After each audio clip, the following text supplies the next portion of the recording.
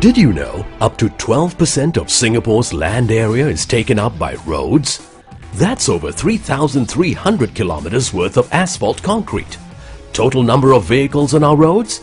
Over 900,000 and rising. Even as we find ways to optimize our land use in terms of road planning, we cannot expand our road networks indefinitely. This is a situation of scarcity, limited space for roads but ever-increasing demand from motorists wishing to drive their cars on the roads. So how does Singapore ensure that traffic doesn't grind to a halt? How do we efficiently allocate a scarce resource, which is road space? Traffic congestion imposes negative externalities on many parties, not just drivers stuck in a jam. If you recall, a negative externality is the adverse effect or the cost on third parties who are not directly involved in the activity that causes this effect. What do we mean? Let's say Sean is on his way to meet his girlfriend Cindy for a date. He considers his private costs and benefits from driving to meet his date. Now imagine many more drivers making such decisions at the same time. En route, Sean gets stuck in traffic. As a result, he arrives an hour late. Now, this puts Cindy in a terrible mood for the rest of the date. As you can see, congestion is a negative externality which causes problems such as longer traveling time and disruption to planned activities for all. The time lost in congestion leads to less time for family and leisure and lower productivity as workers arrive late in the office. Business costs will increase. For instance, delivery companies will require more resources because of the longer time needed for deliveries. Furthermore, as congestion slows the movement of goods and services, it adds to the price of products and reduces the competitiveness of businesses. In addition, fuel costs will also increase as car engines continue to run while cars are at a standstill. And this results in engines being used inefficiently. Congestion also causes noise and air pollution. And ultimately, congestion causes detrimental effect on the productivity for the whole economy. Everyone loses from a lower standard of living. Mitigation of congestion requires that both the supply and demand sides of the problem be addressed. One way of managing traffic congestion is by making car ownership less attractive. How? With taxes and other upfront costs like the additional registration fee or ARF. Introduced in the 1970s, the ARF is a fee based on a percentage of a car's open market value. It is payable upon the registration of a vehicle. In other words, it puts an additional cost to owning a car. With the higher prices of cars that consumers had to pay, cars became less attractive. The introduction of ARF results in a higher cost of car ownership, which subsequently shifted the supply curve for cars leftwards. With a given demand curve, there should be a fall in the number of cars demanded. Unfortunately, while it had some effect, it was not all that effective. Why? With growing affluence in Singapore, the demand for cars has increased, shifting the demand curve for cars to the right. Also, what happened was that people started substituting the high-end cars with cheaper models to offset the higher taxes. So, the car population continued to grow faster than desirable and traffic conditions worsened. Another measure was introduced to manage the car population, to ensure that it grew at a desired and sustainable rate. Enter the Vehicle Quota System or VQS. Introduced in 1990, the VQS is a quota system that puts a cap on the number of new cars added to roads each month.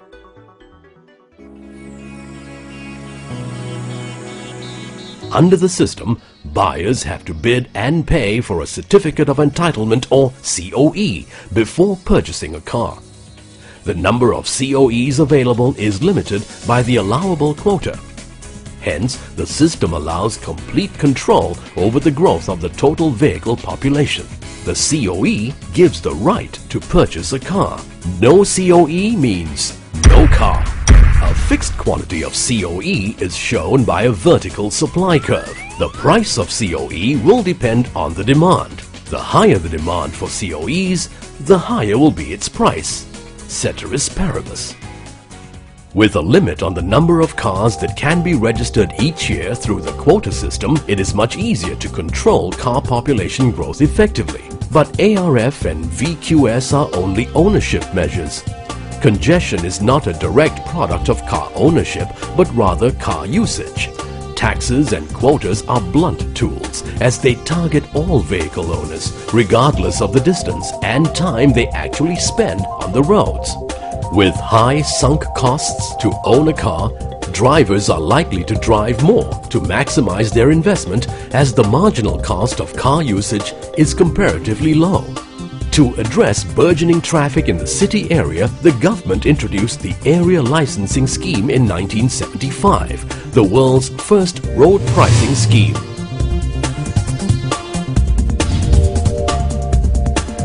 The ALS was a manual system.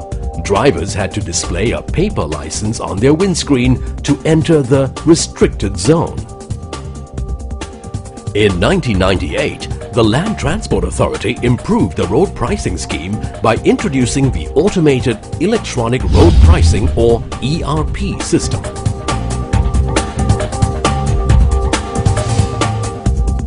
ERP charges motorists every time they drive on a priced road. The ERP charge is deducted from a stored value card inserted into an in-vehicle unit. ERP system is a versatile charging system to manage traffic flow. Charges vary according to time, location, and traffic flow. ERP encourages motorists to consider driving at non-peak hours, take an alternative route, switch to public transport, or even do away with the trip completely. ERP charges are designed so that the drivers internalize the external costs they impose on third parties and pay for the negative externality each time they use a congested road. With the ERP charges, drivers face a higher marginal private cost than before, resulting in a leftward shift of the MPC curve. An ERP charge of AB will reduce the number of trips from Q1 to Q2, which is the socially optimal level. If the ERP charges correctly reflect the external costs imposed on others, the driver's cost of driving will be sufficiently raised to result in a more efficient market outcome with less car usage and smoother traffic flow. So the ERP is a more targeted approach to change the driving behavior of existing drivers. It is based on a pay-as-you-use principle. The more you drive on congested roads, the more you pay. Also, it's effective because it gives LTA the flexibility to target specific roads, areas, or specific time periods. If you imagine the ARF and VQS as blunt weapons in Singapore's fight against congestion, then the ERP is the fine chisel used to sharpen LTA's efforts. When used together, we can better achieve the desired outcome of smooth flowing traffic.